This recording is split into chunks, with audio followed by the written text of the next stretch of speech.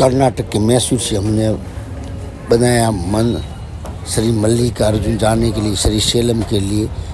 तो फिर मैसूर से हम रवाना हुए बेंगलोर की ओर। वैसे आपको ज्ञात रहे कि मैसूर से लगभग साधन की अपेक्षा में बेंगलुरु से ही सभी कुछ अन्य प्रदेशों के लिए, जैसे तमिलनाडु हो, आंध्रा हो, केरला हो, इन सब के लिए साधन मिलेंगे आपको सहज सुविधा से, तो बेंगलुरु से मिलेंगे। तो इसी प्रकार से हम बेंगलुरु से ट्रेन से होते हुए इसका नज़दीकी क्षेत्र है जो कि मरकापुर है, हम मरकापुर के लिए हुए रवाना ट्रेन से। और फिर रात्रि में मरकापुर में ठहरे और सवेरे के समय में अल सुबह जागे और तैयारी की श्रीशैली जाने के लिए।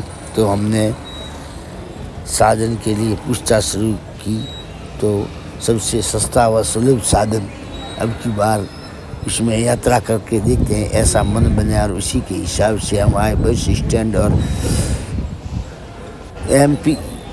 एपी के बस बेड़े बस स्टैंड की तरफ चल सके।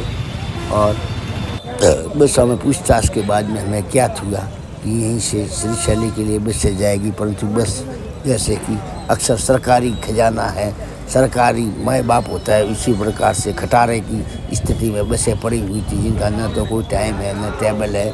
और हम पछता रहे थे कि प्रथम बार विश्वास किया सरकारी संसाधनों पर, इन बसों पर, लोकल पर। वैसे VSR की सरकार थी, उसी ज़माने में भी लगभग फ्री बांटा करती थी। उसी के हिसाब से इस बार चंद्र नायडू बाबू की सरकार आई है, परंतु मामला कुछ वैसा का वैसा ही है। लोगों को वैसी की वैसा ही समस्या दिखाई पड़ रही है। अभी इसी सरकार ने शपथ ही लिया, परंतु कुछ खास दिखाई नहीं दे रहा है।